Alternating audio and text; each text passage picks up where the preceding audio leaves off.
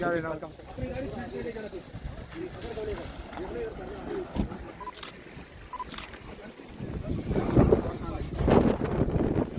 नुकसान हुआ है।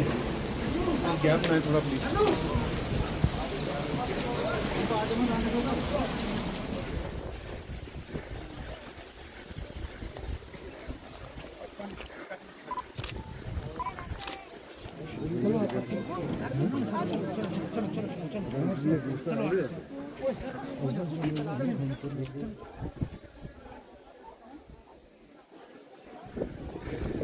ये कौन आ गया है पीछे से?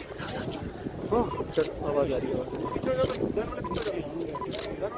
मुझे अपने सीएम साहब से यही रिक्वेस्ट है कि अपने सीएम केयर फंड से पर हाउस होल्डर को 10-10 लाख रुपया दिया जाए, ताकि मेरी गरीब आवाम कहीं रहने के लायक बने।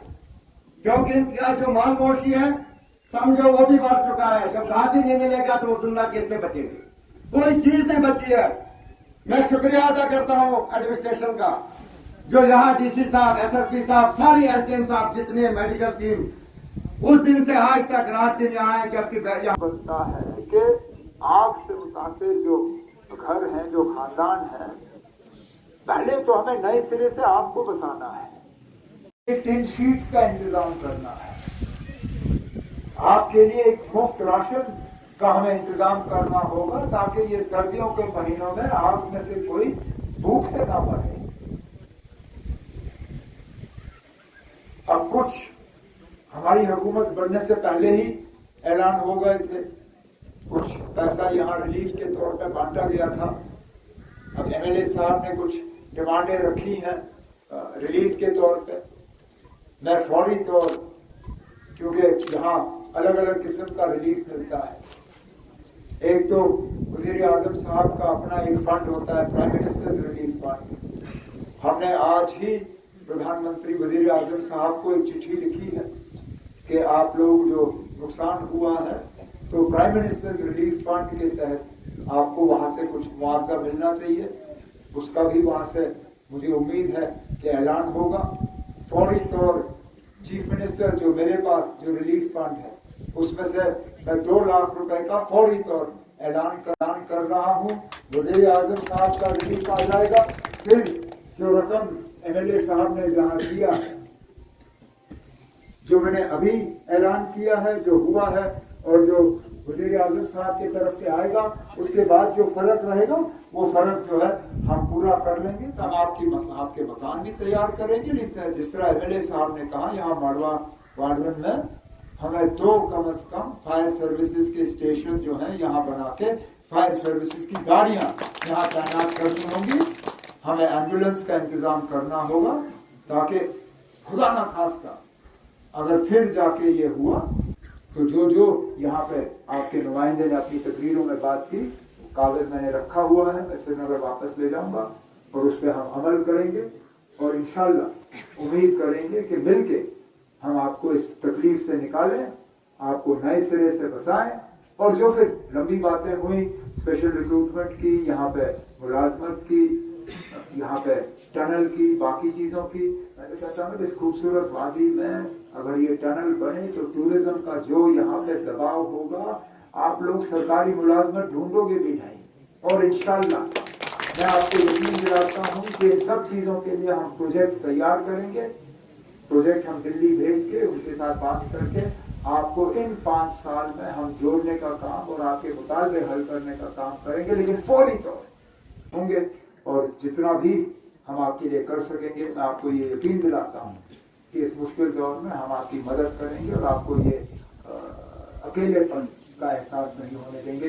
यही कहने के लिए मैं आया हूँ। और अल्लाह ताला आपको अपनी हिफाजत में रखे और दोबारा इस तरह के हालात आपके साथ नहीं हो, यही हम अल्लाह ताला से दुआ करेंगे।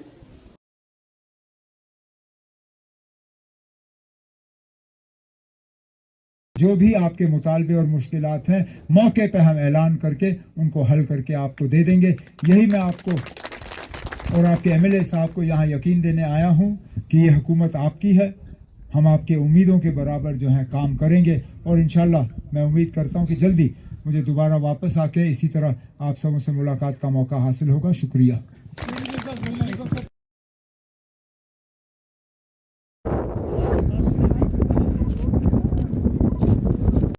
डिप्टी चीफ मिनिस्टर जनाब सुरेंद्र चौधरी साहब, हमारे मुकामी एमएलए जो हाल ही में आपके वोटों के जरिए यहाँ से कामयाब होके आए हैं, जनाब प्यारेलाल शर्मा साहब,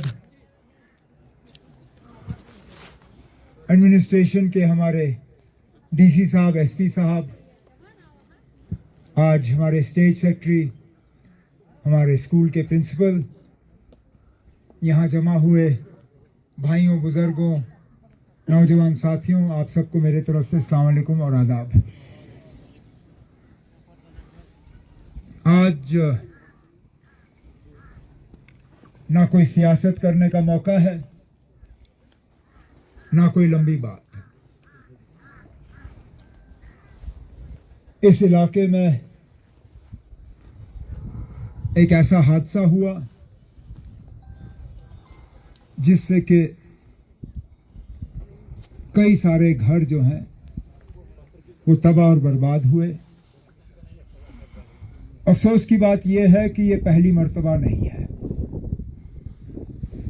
ये होता रहता है। हम नए सिरे से बसाते हैं, कुछ साल निकल जाते हैं और फिर हो जाता है। अफसोस की बात यह भी है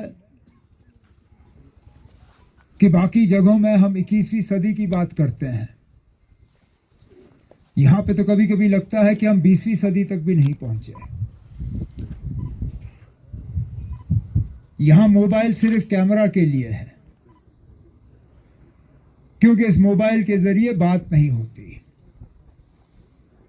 और ये टावर कंपनी वाले भी हमारे साथ मजाक करते हैं, क्योंकि फोन पे तो वो जो सिग्नल का वो निशान होता है वो तो भरा हुआ है। एक लाइन नहीं, 2 लाइन नहीं, 5 के 5 लाइन फोन पे मुझे दिखे। लेकिन जब मैंने फोन इस्तेमाल करने की कोशिश की तो पीछे से मुझे कहा, ना ये तो सिर्फ दिखावा है, इसमें करंट नहीं है। यहां आग लगी, अनंतनाग से हमें फायर सर्विसेज की गाड़ी मंगवानी पड़ी।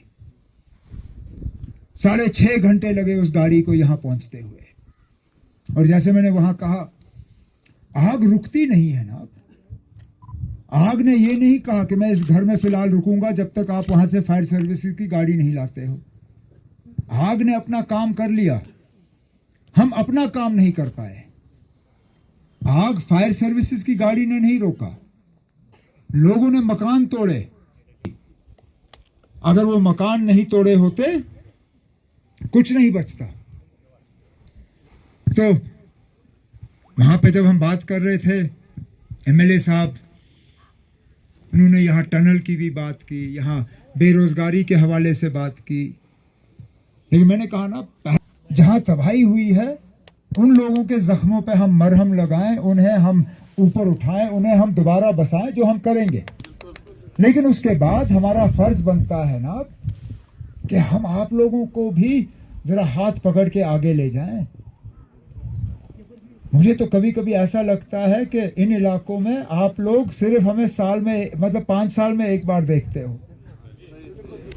हम आते हैं, वोट लेते हैं, फिर गायब हो जाते हैं और फिर अगले इलेक्शन तक।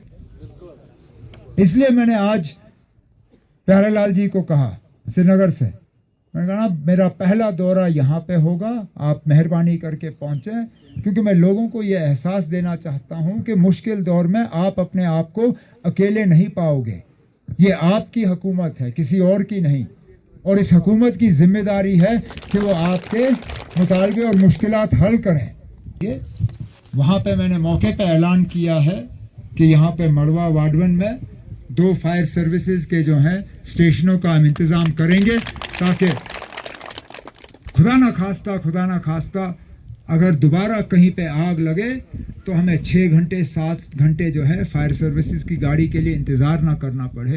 का जो मसला है, एमएलए साहब ने गुजारिश की कि यहाँ स्पेशल भर्ती का जो सिलसिला होता था यहाँ पे हम मौके पे भर्ती कराते थे। इंशाल्लाह मैं आपको यकीन दिलाता हूँ, क्योंकि इलेक्शन के दौरान मैं यहाँ तकरीर कर नहीं सका, मैं आया नहीं, लेकिन आपको यकीन दिलाता हूँ कि एमएलए साहब ने जो स्पेशल भर्ती और यहाँ बेरोजगारी को कम करने के लिए जो डिमांड रखे हैं, इंशाल्लाह इनकी बातों पे अमल किया जाएगा और यहाँ पे स्पेशल भर्ती का सिलसिला जो है हम लगा के रखेंगे ताकि नौजवान जो है वो मुलाजमत और रोजगार हासिल कर सकें।